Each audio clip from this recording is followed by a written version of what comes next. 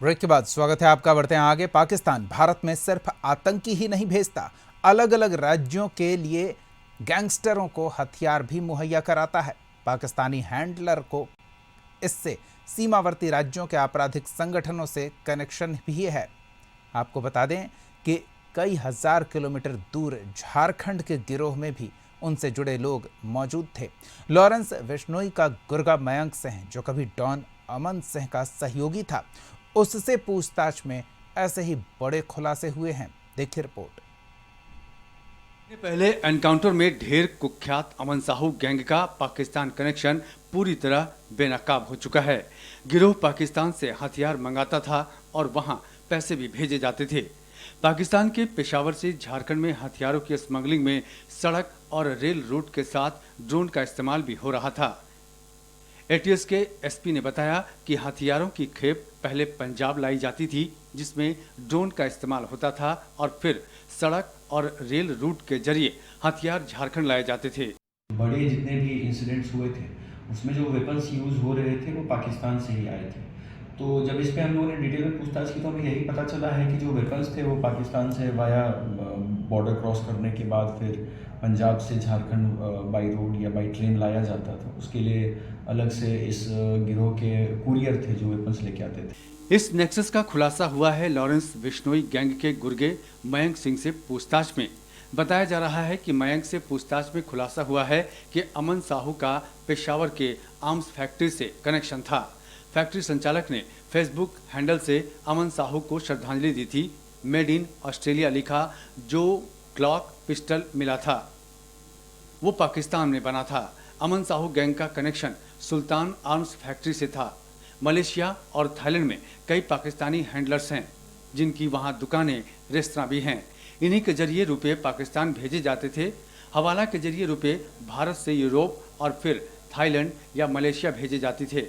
यहाँ से पाकिस्तानी एजेंट रुपए पाकिस्तान ट्रांसफ़र करते थे।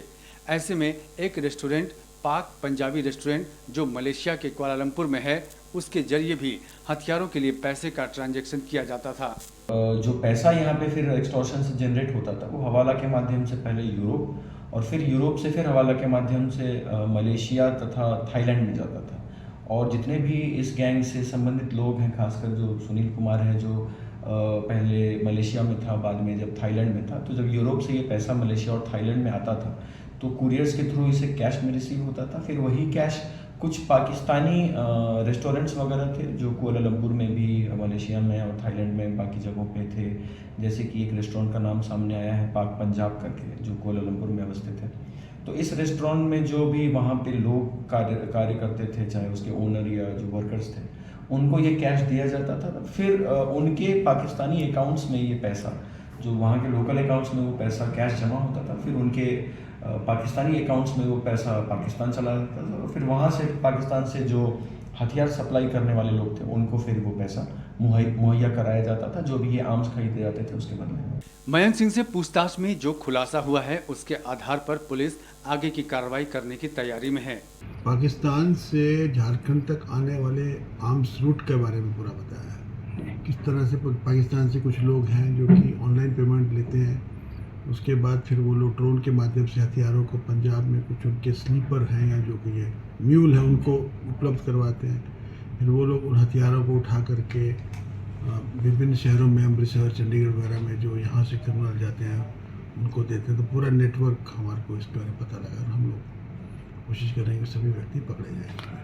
सर, ख़ास तौर से अगर बात की जाए तो एक आतंकी अगर कहा जाए तो गुरेज नहीं होगा, क्योंकि पैसे भी पाकिस्तान भेजना अपने आप में एक जी तो आतंकी मतलब आतंकी डेफिनेशन में अगर नहीं भी आते हैं तो सातिर ऑर्गेनाइज्ड क्रिमिनल के डेफिनेशन में तो पक्का आते हैं जी। तो क्योंकि आतंकी कहीं ना कहीं देशद्रोह और उस टाइप का आता है, तो अपराध को देशद्रोह कहा जा सकता है, बट मोस्टली ऑर्गेनाइज्ड क्राइम मानते हैं इसको। जो जानकारियां सामने आई हैं वो काफ़ी संवेदनशील हैं।